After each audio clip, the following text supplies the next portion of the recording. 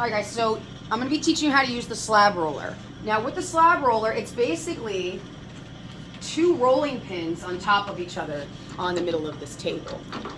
So what we want to do is get our clay to smush between those and end up being a nice even thickness all the way through. We're going to be rolling it through with the blue wheel, and these guys up here adjust the distance between the pins. Our goal distance, there's a little black line on there. You want to reach that. But we don't start at that because you can't get the clay to smush that quickly.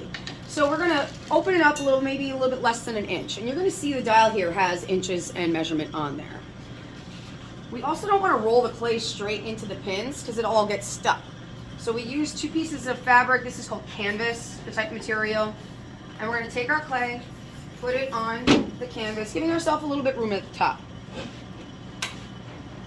I want to make sure that they sit flat, because if they don't, it'll create a wrinkle in your project that'll end up being a thin spot and it could crack and break there.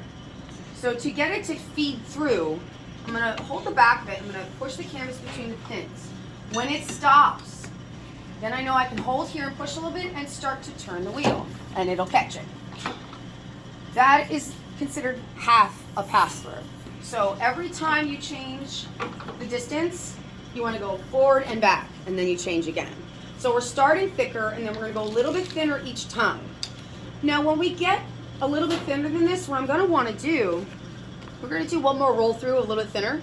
But we can see that the slab roller is making this long. Since mine's a circle, or even when you guys have the rectangular ones, we're going to want to make sure that you guys have it long and wide. So what we'll need to do is turn this after the next roll so we can get some width out of it as well. So I adjusted it a little bit smaller, feeding it back through, and then pulling it back in. Now we're going to pick this up and turn it.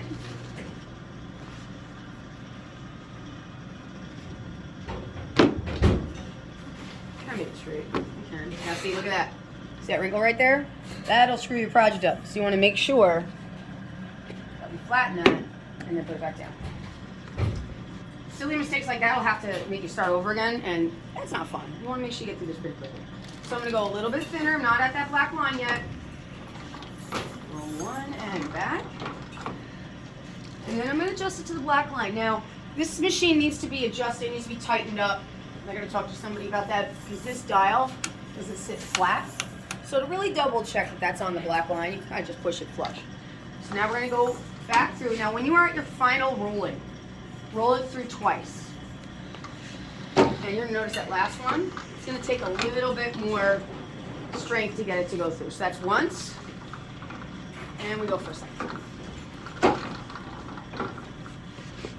Now we have our nice slab here that is ready to be used for our clay. But if you look closely, there's a texture on the clay from the canvas. You're going to want to get rid of that. For this particular project, you would only need to get rid of it on one side. Just grab a sponge. But you have to be careful you don't press too hard, otherwise you're going to create indents from your fingers. So if I press hard, I got an indent there. I'm just going to run the sponge very lightly over the surface, and then I'll run it back the other way. And then it's ready for us to transfer our design or use on a mold.